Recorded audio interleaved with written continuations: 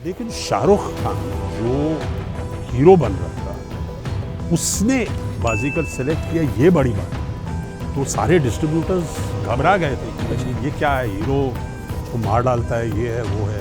तो एक्टर होते हैं वो भी कभी रोते हैं? मेरी बहन को मतलब उनको बिट्रे करती है वो फैमिली, फिर वो सब जिसके लिए मैं जेल जाता हूँ, जिसके लिए मैं वो उसको दूल्हे को उसके शादी के दिन पे उड़ा देता हूँ। All actors we have an ego. अभी लग रहा है कि बॉलीवुड में वही खान का मिसिंग है या फिर खान की तरह और कोई और नहीं मिल रहा है। अरे बिकू और नीटा रे गोली मारे बा गोली फटेई देव गोली फाटे दवा। फैंटास्टिक। आपण माने जानिथिबे सिनेमा रे जे कोनसे विलेन को आपण जद टाकी शूट रे देखंती, ब्लेजर पिंदिथिबा देखंती, डायलॉग डिलीवरी करे, हीरो को मारे और हीरो जते पावरफुल विलेन भी सेते पावरफुल। जदी कोनसे विलेन को 90s रे पाइबे तले गोटे ना सामना को आसीबो। आपण जते शाहरुख को देखिबे जेते बेले आपण को डर कथा भी मन पड़िबो, आपण को दीवाना कथा भी मन पड़िबो, बाजीगर मदन चोपड़ा कथा मन पड़िबो। आज हम सहित सी अछनी मदन चोपड़ा उर्फ दिलीप तलीप। सर नमस्कार। बहुत बहुत धन्यवाद। नमस्कार। मदन चोपड़ा कहूँ आपको? हाँ मदन चोपड़ा कहूँ आपको? कह दीजिए। क्योंकि मुझे जब सौभाग्य मिला आपको इंटरव्यू करने के लिए तो आई जस्ट रिमेंबर कि 90s के किड जितने सारे हैं तो याद है हमें, विकी आके आपको बोल रहा है कि मदन चोपड़ा। हाँ, are you remember that thing? या very very very grateful for that. It's very बहुत ही पॉपुलर फिल्म रहा है और मुझे बहुत दर्शकों से बहुत रिस्पांस मिला है, बहुत प्यार और मोहब्बत मिली है। इसका मैं शुक्रगुजार हूँ। बहुत बहुत धन्यवाद आप सबका कि आप लोगों को बाजीगर इतनी पसंद आई है कि आज तक मुझे इस फिल्म में आप 32 ईयर्स और आप अभी भी मुझे मेरे कैरेक्टर को याद रखते हैं, इसके लिए मैं आभारी हूँ। बहुत बहुत धन्यवाद आपका। बाजीगर जब फिल्म बना था तो everyone as a negative character, negative shade. Shahrukh भी जब हीरो भी नेगेटिव हैं, आप भी नेगेटिव शेड्स में थे, मदन चोपड़ा का कैरेक्टर नेगेटिव ही था। तो आपने सोचा था कि इतने सारे नेगेटिव्स होने के बाद फिल्म इतना बड़ा हिट होगा, इतना बड़ा रिस्पॉन्स मिलेगा? ऐसा नहीं सोचा था, क्योंकि क्या है कि ये नेगेटिव पॉजिटिव की जो चीज़ है ना, ये कहानी पे डिपेंड होता है। कि कहानी में जो शाहरुख कर रहा है बाजीगर में उसकी वजह है, और वो वजह तो मालूम है आपको। राइट। फिल्म में जो आपने देखी, जो मैं जो कर रहा हूँ उसका भी वजह है, उसकी भी वजह है कि मैं उनकी कंपनी को हड़पना चाहता हूँ, उसको अंदर करना चाहता हूँ। तो ऐसा नहीं है कि you can also say to negatives make a positive. Right. It's depends on the story. Abbas Mastan ji जब आपको सुना रहे थे, मेरा कहने का मतलब है कि जब एक आपने शान भी किया है तो उसके बाद अपने क़यामत से क़यामत के, बाजीगर से पहले क़यामत से क़यामत। हाँ, बहुत पहले। तो एक नेगेटिव शेड्स को करने के लिए, एक्सेप्ट करने के लिए बॉलीवुड में सब कतराते थे तभी के दौरान, तो आपने एक्सेप्ट कर लिया एक ही बार में? वो देखिए, वही तो अभी मुझे एक फिल्म मिलने वाली थी जिसमें मैं ऋषि कपूर के साथ उसका फ्रेंड बन रहा था एज अ सेकंड लीड। ये थी बी आर चोपड़ा साहब की फिल्म। तो उसमें मुझे बी आर चोपड़ा साहब ने बुलाया कि मैं तुम्हें ऋषि कपूर के साथ सेकंड लीड देना चाहता हूँ। मैं अपने काम पे निकल गया, मैं प्ले करने गया था। जब मैं वापस आया और जब ये कहानी स्क्रिप्ट फाइनलाइज हो रही थी, एक बार स्क्रिप्ट बन गई तो चोपड़ा साहब इतने सीनियर और इतने फैंटास्टिक फिल्म मेकर, उनने मुझे बुलाया। और देखिए उनकी क्या उनकी किस किस्म के लोग थे। I mean I was a newcomer. बोल देते कि ठीक है ये फिल्म नहीं कर रहे हैं आप, but he called me to his office, मुझे बिठाया और मुझे कहा दिलीप, इस फिल्म में, I think the film's name was Tawaif if I am not mistaken, में ऋषि कपूर और ऋषि कपूर साहब थे। तो ही टोल्ड मी कि इसमें ये रोल जम नहीं रहा है, आई डोंट नो, इसमें तुम्हारा कुछ होगा नहीं इन टर्म्स ऑफ जो मैं सोच रहा था ये रोल बनेगा वो नहीं बन रहा है। लेकिन कुकी जो उसका लड़का था, उसने कहा उस गो इनटू उसके ऑफिस में जाओ, वो एक फिल्म बना रहे हैं आज की आवाज़। उसमें अभी नेगेटिव नहीं बोला, बहुत बढ़िया शब्द बी आर चोपड़ा साहब ने इस्तेमाल किया। उन्होंने कहा कि कुकी के इस कहानी में उसको स्ट्रॉन्ग एक्टर्स चाहिए जिनके परफॉर्मेंस में उसको वो वज़न और वो ताकत चाहिए, स्ट्रेंथ। उनसे मिलो, उनके पास तुम्हारे लिए एक बहुत बढ़िया रोल है। तो उस सब मैंने कभी नेगेटिव पॉजिटिव के बारे में सोचा नहीं था। अगर कहानी में मेरी सोच जो है, मैं कहता हूँ अगर मेरे कैरेक्टर को कहानी से निकाला जाए और आप तब भी कहानी बता सकते हैं या सुना मतलब कर सकते हो ये फिल्म, तो फिर मैं वो रोल नहीं करता हूँ, क्योंकि मेरे बगैर भी बन सकते। लेकिन अगर मैं देखता हूँ मेरा रोल जो है, जो मुझे सुनाया गया है, वो कहानी का मेन स्ट्रीम है। कहानी इस कैरेक्टर के बगैर ये कहानी आप बता नहीं सकते। नहीं बिल्कुल, बाजीगर में बिकी है तो आज की आवाज़ में भी वही था। तो वहाँ से मैंने शुरुआत की स्ट्रॉन्ग कैरेक्टर में, जो मतलब जैसे आप बोलते हैं वो मतलब हर किस्म की हरकत किया करता है, यंग मैन, जैसे आप बोलते हैं नेगेटिव। तो वो पिक्चर सुपर हिट हो गई, आज की आवाज़।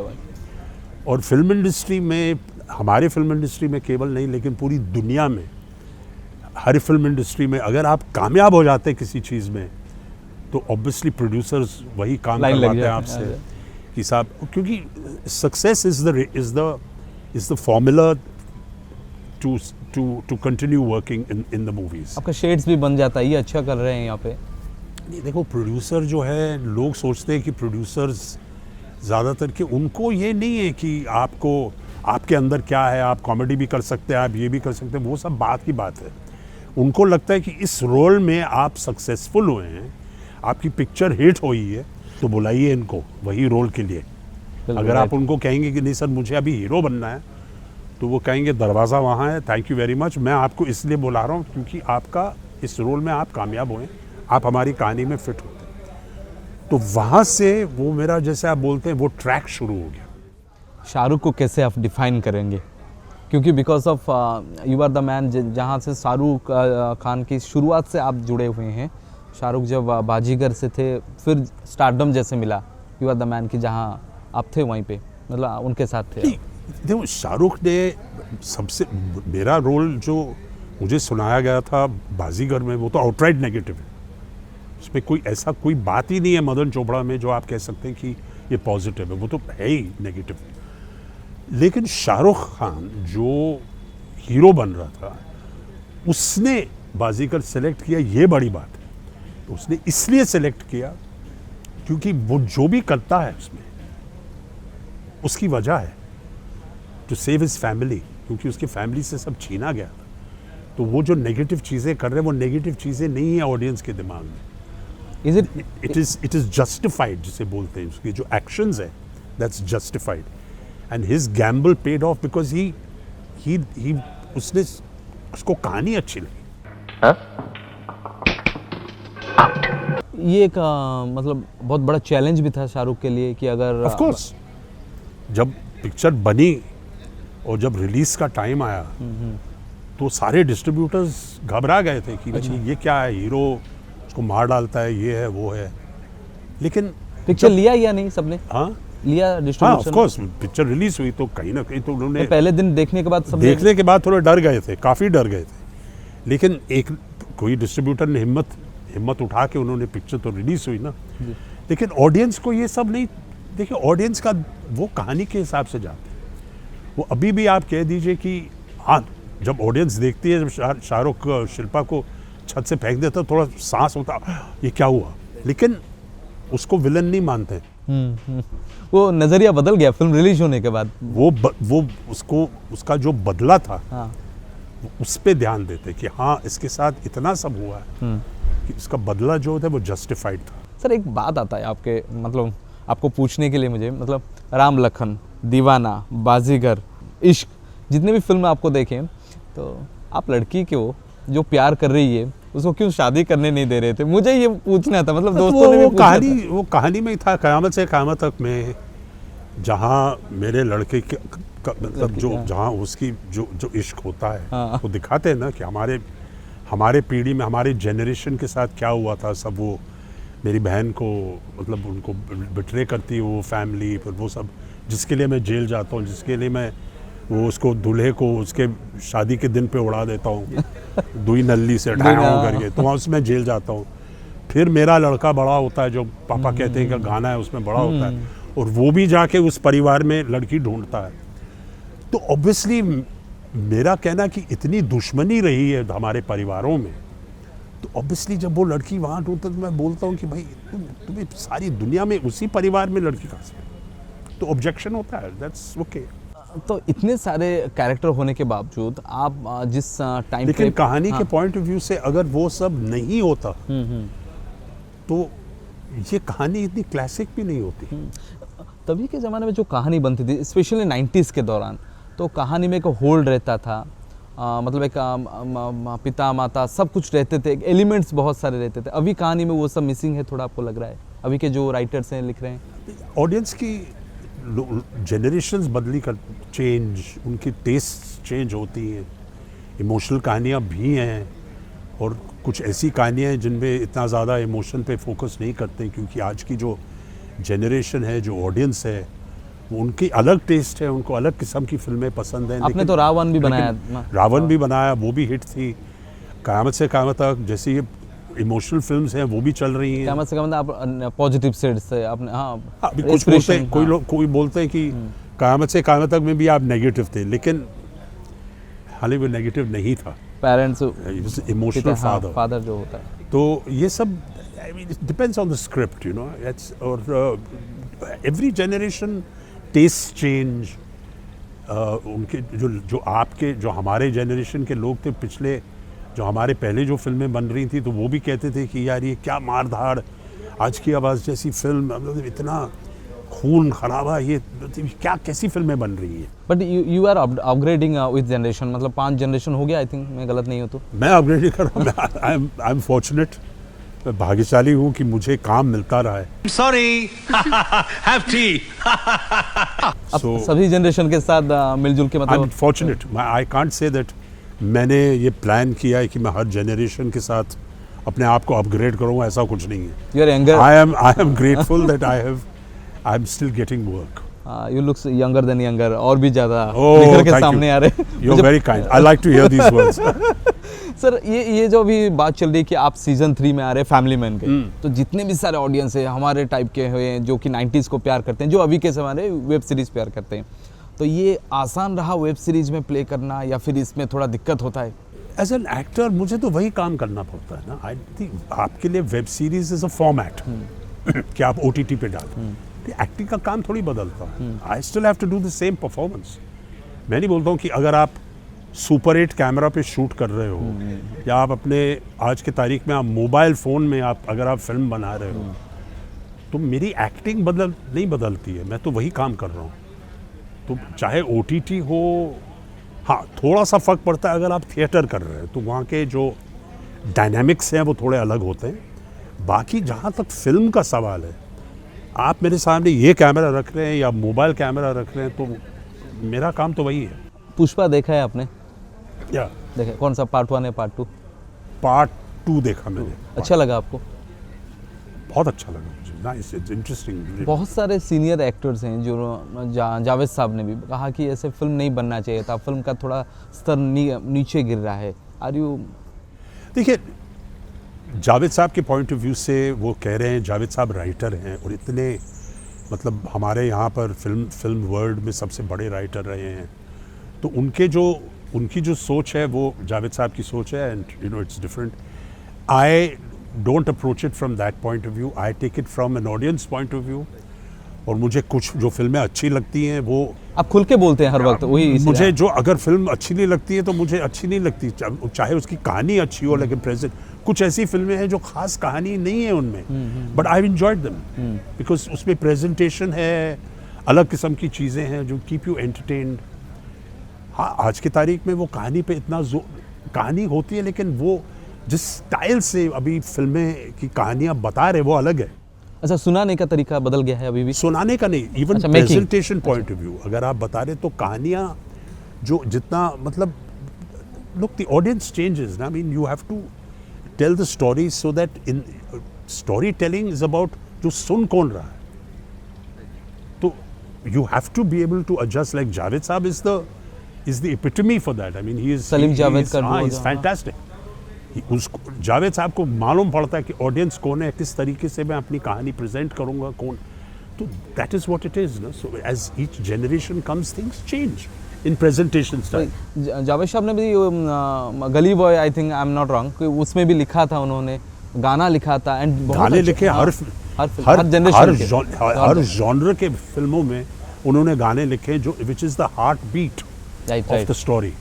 जो गाने लिख रहे हैं हमारी फिल्म इंडस्ट्री में, अगर एक डिपार्टमेंट है which is sustained and held this film industry. It is the music, the songs, Right. the lyric writers, the music composers. I mean, क्या हिंदी फिल्म, हमारी फिल्मों में क्या गाने लिखे, पहले से ही देख लीजिए. It's like आपको कुछ याद है सलीम जावेद की उस जोड़ी के बारे में कुछ? बिल्कुल दिलचस्प याद चीज़? है. मुझे फिल्मों में लाने वाले ही जावेद साहब थे. अच्छा, हाँ हाँ. कैसे कुछ हुआ था? शान में जावेद साहब ने मुझे सिप्पी फिल्म्स में भेजा. सलीम साहब और जावेद साहब ने मुझे रेकमेंड किया शान के लिए. तो कैसे मेरी मुलाकात हुआ शुरुआत मेन स्ट्रीम फिल्मों में, मेरी शुरुआत जो थी वो जावेद साहब की मतलब मेहरबानी से और सलीम साहब की मेहरबानी से मुझे सिप्पी फिल्म्स में एंट्री मिली और फिल्मों में एंट्री मिली. शान उनके ही कहने पे मिली मुझे.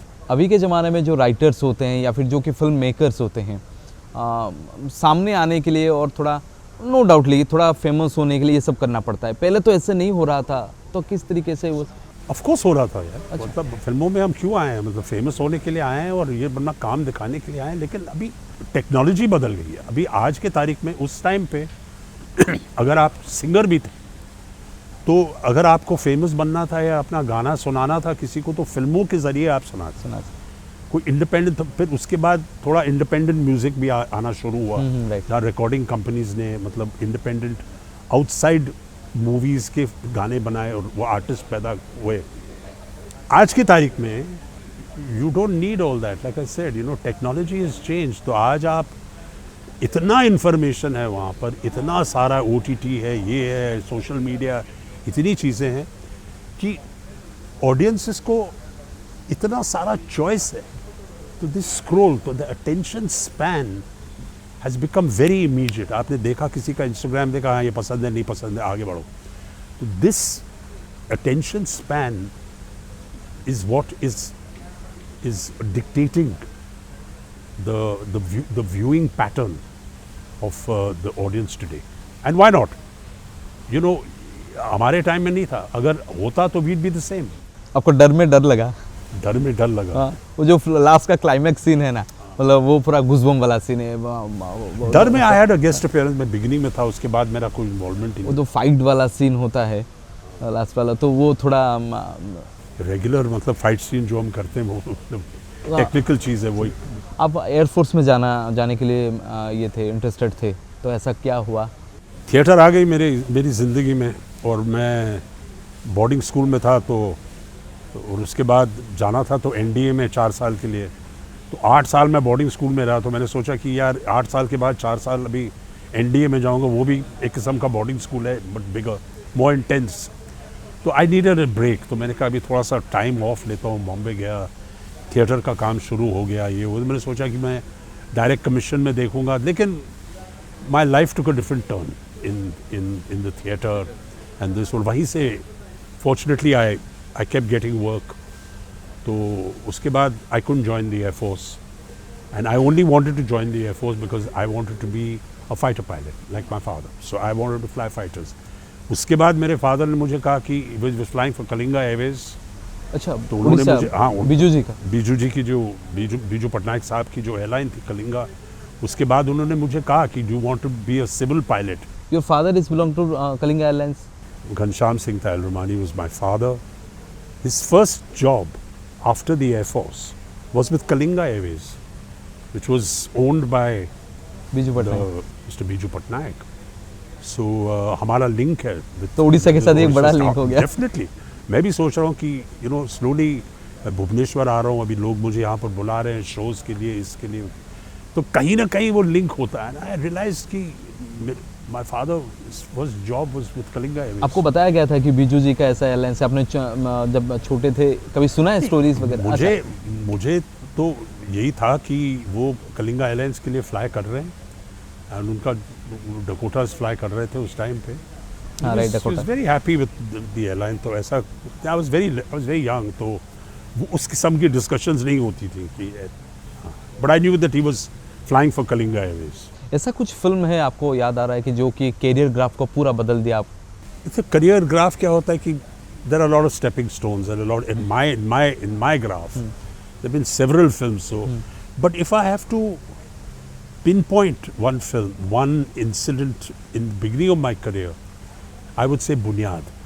तो बुनियाद से क्या हुआ कि मेरा जो आज की आवाज़ और इन फिल्मों में जो मेरा जैसे आप बोलते हैं वो नेगेटिव जो इमेज था वो बदल गया, because Buniyaad was a totally different kind of character and my mother's favourite character of mind, she was very happy with बुनियाद।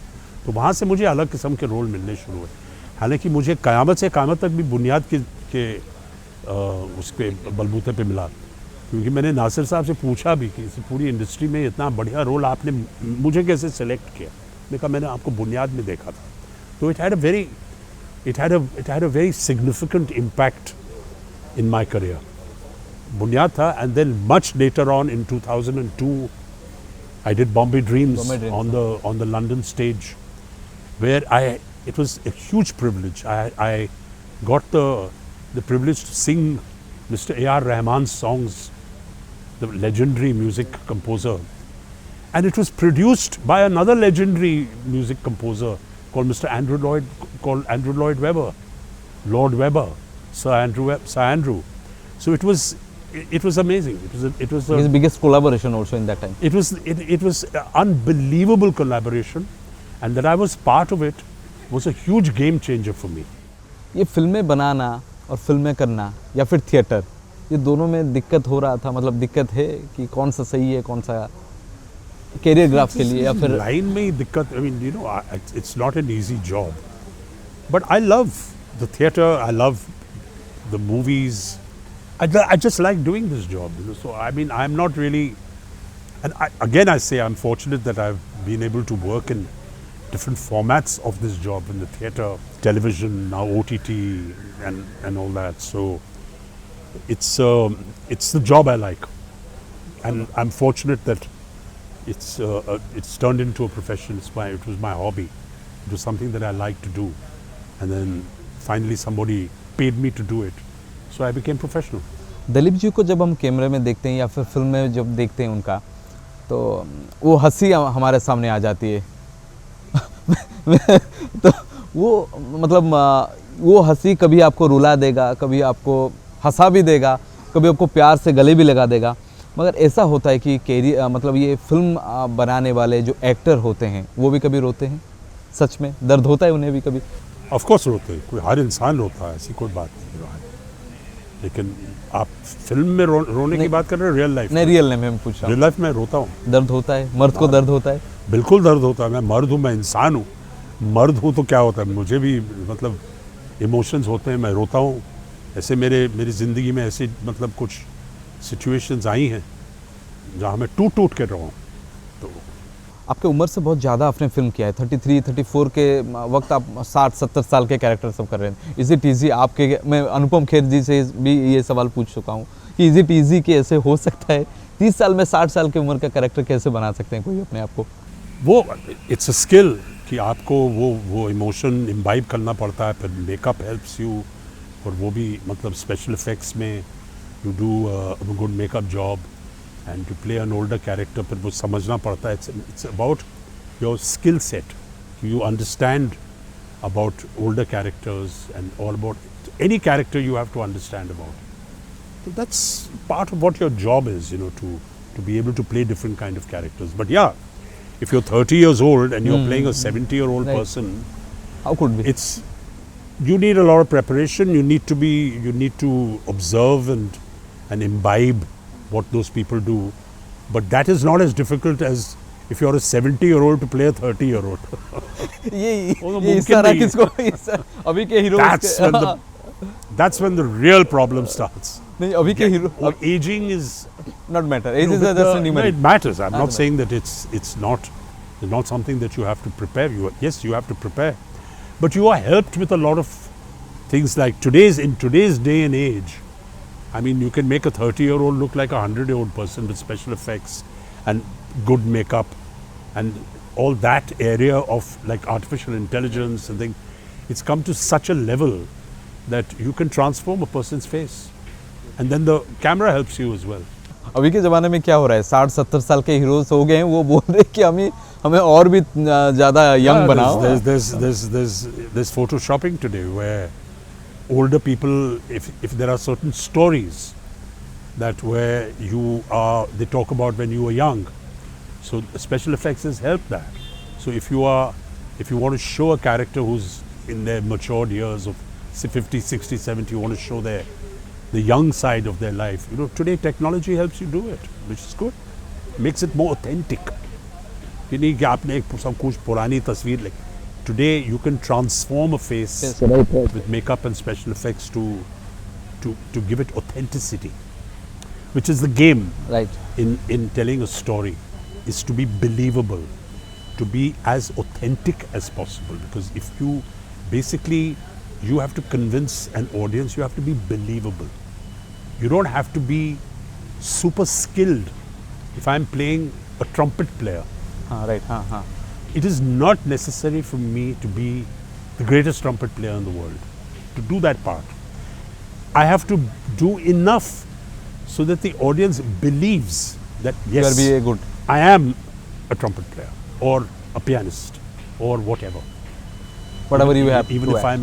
even if I'm playing the role of a pilot, Right. the way my body language, the way I sit, the way I understand sitting in the cockpit and things, the audience has to believe that you know what you're doing. So you have to be as authentic as possible. And that is where your research comes in, where your preparation comes in. When they say an actor is preparing for a role, you prepare so that you can be as authentic as possible, as believable as possible. Shahrukh Khan इसको कैसे define करेंगे? You have to ask Shah Rukh that. Shah Rukh is, I mean, for me, I really think I'm very privileged in that way. I'm very honored that I've worked with him and seen this person who came to Bombay with nothing. And the way he has persevered, the way he's achieved, his commitment to the work is absolutely remarkable. I mean, I don't know of a better self-made story. For a man who's self-made, I always take Shah Rukh's example because he really, truly had nothing in terms of, I mean, I'm saying it, the world knows it now, but he didn't even have his parents. तो zero से hero बनने का जो कहते हैं वो सच में I'm sorry to say, but you're no, no. trivializing हाँ, it. अच्छा. It's not zero to hero. You must understand emotionally, whatever our struggles are, whatever my struggle, we all struggle in this profession. There is no one who doesn't have to work hard to become an actor, and then on becoming a successful actor is another ball game altogether. But when I was struggling in Bombay, I had my parents. Who had given me a home to go to at night. So if I wanted to cry in my frustration, at least I had a home. There was food on the table. I had my mother and father as my support system. Even they're an Air Force family, so we are middle class, a modest family. It's not that they had a lot of money, but just the fact they were there. Shah Rukh didn't have that. Oh, right. It's a key factor to this man's remarkability. It's so remarkable that at a young age, at a vulnerable age, he managed to build himself from there into the superstar that he is today, and the love of the audience that he's gained, his commitment to do good at what he's doing. उड़ने की बात परिंदे करते हैं मदन चोपड़ा, टूटे हुए पर नहीं. I am happy to be a small part of this amazing success story. No, you are a bigger part because कि Not आपने really. जो I mean, I've pick- just, with Shah Rukh, I've done some iconic films. Iconic, right? Like Deewana, Bazigar, Bazigar, Ravan. Ravan. And that's been a privilege, but it's a small part of his. आपने जैसे दीवाने में देखा था, रावण में और अभी के ज़माने में शाहरुख ऐसे ही हैं. I haven't met him in some time, but he's a very warm person. I mean, he's not. I also won't use this word of down to earth, because none of us are really down to earth. I mean, right, this is right. just a fallacy. It's a myth as far as I'm concerned. Very down to earth, very down to earth. We all have our idiosyncrasies. We have our. आपके जैसे down to earth है, आपने जैसे हाथ मिलाया हम लोगों से वैसे ही पूछना चाहता हूँ. Look, that is just basic courtesy.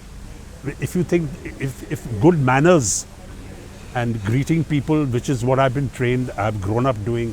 If someone greets me, I greet them back. I don't say, oh, I'm the actor, and I'm not going to Dalit greet you. Nahar, If somebody does something for me, I'm appreciative. I don't care if somebody even comes and puts a glass of water for me. I thank that person. I mean, that's got nothing with being down to earth. That's basic courtesy and good manners. Right. But when you say down to earth and you mean they don't have it, we all fight with our egos. We all have, all actors, we have an ego. which is ये सब लोग there. Accept नहीं करते आप Of course, this is a bigger thing I have to have an ego. Otherwise, why would I want to be an actor? नहीं सब ऐसे नहीं मानते कि हमारे भी अंदर एक ईगो चल रहा है आपने माना Yeah, but I haven't come. There are different- ego. अच्छा। Ego doesn't mean it's a negative thing. अच्छा हम क्या बोलते हैं, जहाँ ईगो की वो शब्द आता है हम सोचते हैं कि अरे ये तो नेगेटिव फोर्स है. Ego can also be a very positive force. It is how you handle your ego. Quote on quote If you, of course, everybody has an ego. You have an ego. I have an ego. I mean, how can I not have an ego? I have decided that कि मैं public के सामने आके acting करूँगा. Of course, I've got an ego. But it is how you control your ego, how you understand what is a negative, what is toxic in terms of all the things that come along with success in this profession. You have to be able to understand the reason why you have that success is because you're an actor. It's not because of anything else. So you've got to focus on that. The rest of it is a question of your understanding of the world, your respect for people, mainly the way you've been brought up and the kind of upbringing your parents have inculcated in you or people have instilling in you, that you are respectful for people. Shahrukh की बात किया तो मनोज बाजपेयी को नहीं छोड़ सकते आपके अभी सीजन 3 बना रहे फैमिली में Manoj is another, I mean, it's a I just love his attitude and style I have always liked, even before I had the privilege and the pleasure of working with Manoj in Family Man, I have the highest respect for him as an actor, and now as a person as well, because until Family Man, I didn't know him as a person, but he's such a wonderful human being. कुछ याद आ रहा है He's खुद got such a wonderful sense of humor. Right I mean, any anecdotes and all, I'm not into कि ये हुआ वो हुआ and all, but it's always wonderful to work with him. He gives so much. Again, I'm not going to use down to earth business. When two actors are working together, it's a give and take. आप जिस बर्ताव करोगे हाँ, कुछ artist होते हैं दो वो अपनी तरफ से देते नहीं है. हाँ To close it. Manoj is a great person to खुल work के with. मिलना होता है अभी Because वो लगता ही नहीं है कि आप काम कर रहे हो. He gives you so much to work with in a scene. It is amazing. You really, it's what makes a good scene. When every performer is giving. And that's what makes a good scene. If you hold back and say कि मैं हमारे scene में मैं जो मुझ में है मैं दूंगा नहीं, मैं होल्ड बैक करूंगा तो वो हो बात नहीं जमती सकता. नहीं है. 90s में शाहरुख सलमान आमिर ये 3 खान थे और एक फिल्म में एक बड़ा सा एक बदलाव आया था. मतलब 90s के फिल्म देखोगे और फिल्म का ट्रैक रिकॉर्ड आप देखोगे तो सबसे बड़ा हिट 90s में हुआ था कि फिल्म इंडस्ट्री में को बूस्ट आया था. अभी लग रहा है कि बॉलीवुड में वही खान का मिसिंग है या फिर खान की तरह और कोई ऑरा नहीं मिल रहा है. तो उसके पहले इट सीम्स टू बी कि 3 के सेट में होते हैं. उससे पहले अच्छा हाँ हाँ there was the 3 great stars, Dilip Kumar साहब, देवानंद जी, and of course the legendary Mr. Raj Kapoor. Raj Kapoor वो ट्रायो था. फिर उसके बाद भी धर्म जी आए, जितेंद्र जितेंद्र जी थे, वो सब स्टार्स थे. मनोज कुमार साहब, काफ़ी मतलब स्टार्स थे. And then came this, the 3 Khans, which is a coincidence. I mean, you can't plan it. वही पूछ रहा हूँ 3 तिगड़ा जो काम होता है बिगड़ा बोलते हैं मतलब काम हो जा रहा था सब कुछ. अभी वो खान का मतलब चाहिए कि खान की तरह और कोई आएगा जो जिसको देख के लोग फिल्म जाएं बॉलीवुड के आए लिए. लोग, ऐसी क्या बात है. मतलब I mean they are superstars, तो अपनी जगह उनकी अलग है. बट अभी वो स्पेस क्रिएट हुआ I don't even think about it. People come, there are performances. There are a lot of young actors now, like Ranbir Kapoor, Ranveer Singh, Karthik Aryan. आपको कौन सा लग रहे हैं सबसे favourite? Don't get me into this favoritism and wo. I'm not doing like a that kind of thing. Yeah. Each artist has their own bag of emotions and the way they work. These are all people who are working well right now. And then Manoj has staged a comeback. Oh my God. What a- which it's I find it even strange to say comeback as though he had ever gone anywhere, an actor of his caliber. But his popularity came back with Family Man. तो मैंने gangs of Wasseypur जब देखा था, आपने भी देखा है gangs of Wasseypur? Oh my God, I've seen his film Gangs of Wasseypur, of course, but he did a film called Aligarh, Aligarh, oh my God. which मतलब- I think, in my opinion, it should have been India's entry to the Oscars. No one can replace it Aligarh In में terms जो of, था. and not just Oscars, I mean for any awards the world Right. over. It's such a brilliant performance. So, like I said, I mean, but he's got the, and it's strange that we are talking about him because of the success mainly of Family Man. Not that he's not, he's a wonderful, he's right, always right. been a wonderful actor. Right. From Bandit शूल में Queen, थे, शूल from से. Bandit Queen Bandit onwards, I mean, he's always been. But this is this business that लोगों it's के पास पहुंच success सके. that speaks. It's success that speaks. The reason why I'm still working is because I've been fortunate to work in successful films everyone remember Like- you that time. हाँ, like the ones you've named. Madan Chopra, Baazigar, Ishq, Baazigar, बाजीगर, क़यामत से दीवाना. क़यामत तक, कहो ना प्यार है. I have a list and I haven't made those movies. So I'm fortunate. And that's why I'm still sitting with you and doing an interview. Otherwise, why would you call me for it? Success का मतलब क्या होना चाहिए जिंदगी के लिए? Please don't ask me कि मतलब क्या है ये क्या. I have not been able to figure out life at all. I go by the flow. जो होता है मेरे साथ मैं वही होने चलते दीजिए. रहता हूँ. कोई मतलब ढूंढना या किसी और आप किसी गुरु वुरु से पूछिए.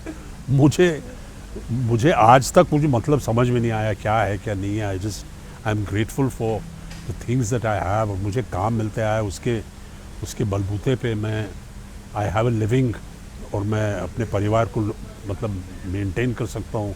खाना रखता हूँ मेज़ पे. आई am grateful for that.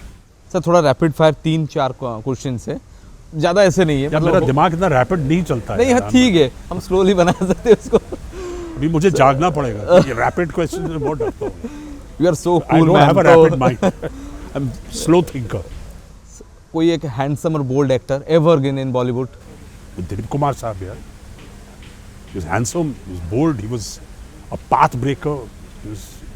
I would rank him as, along with the fact that he was a good actor, but he actually changed the whole kind of the nuances, the kind of the texture of film acting. So I'd say Dilip Kumar Saab, yeah, he was handsome, bold, everything. Dilip as a villain और एक character artist? I'm an actor. I don't understand this thing about character actor. I mean, every actor plays a character. So we're all character actors. नहीं, अभी हो गया है ना कि character Even artist. see, this categories and section is done by people who want to put you in a box because their limitations are there. कि आप character actor हैं, आप विलन हैं, आप हीरो हैं, तो वो कहानी के हिसाब से ठीक है. But all actors are character actors. If you're not a character actor, you have no business being in this business. हमारा काम ही है तो कैरेक्टर करने का. So yeah, I would say that I'm an actor who does characters. अगर दलीप को कहा गया जाए कि I hope, I think. नहीं, you are most favourite actor और मेरा तो Madan Chopra. Thank you so much. अगर दलीप जी को कहा जाए कि किसी और एक कैरेक्टर में डालना हो, कैरेक्टर नहीं और किसी रूप में, तो क्या होता? मैं बेकार पड़ा रहता मैं कहीं ना कहीं नहीं अरे कहीं खड्डे में यार इधर उधर. I don't know. Air force I don't know. I would have probably, if I was not in the next thing that I was close to would be aviation. Yeah, for sure. I was attracted to going in my father's footsteps. I even did a little bit of flying when I was 16 and 17 years old. So I think I would have gravitated towards the aviation world. कहा जाए कि एक जादुई छड़ी है दलीप के पास, और क्या बनना चाहेंगे खुद को? छू मंत्र. Tricky question. क्या क्या बनना है, इसीलिए क्या सोचना क्या पड़ता है. बनना है, जादू की छड़ी, ये सब चीज़ें तो होती नहीं है. लेकिन अगर जादू की छड़ी होती तो आई वुड लाइक कि it helps me be a good human being. It helps me understand and be a little more compassionate, to understand a few the people around you, your family. तो अभी वो जादू की छड़ी चाहिए मुझे, where they help me improve as a human being. Orissa कैसा लगा, भुवनेश्वर कैसा लगा आपको? Bhubaneswar, I love Bhubaneswar. जब भी मुझे मौका मिलता है मैं भुवनेश्वर आता हूँ. आपसे भी इस ट्रिप में मुलाकात हुई है. यहाँ के लोग बहुत प्यारे हैं, बहुत प्यार देते हैं, वेरी गुड पीपल. तो I always enjoy and Orissa is so beautiful and Bhubaneswar particularly. आपको कहा जाए कि बेहतरीन कुछ चीज़ें टेस्ट किया, कुछ आपने खाना? पर खाने वाने के मामले में मैंने इतनी चीज़ें टेस्ट की हैं यहाँ पर, लेकिन उनका नाम नहीं जानता हूँ. नहीं, कौन सा खाना आपने मंगवाया था वो सब जानना पड़ेगा। वेजिटेरियन नॉन वेज में जो भी खाता हूँ, I been eating, it's been wonderful food.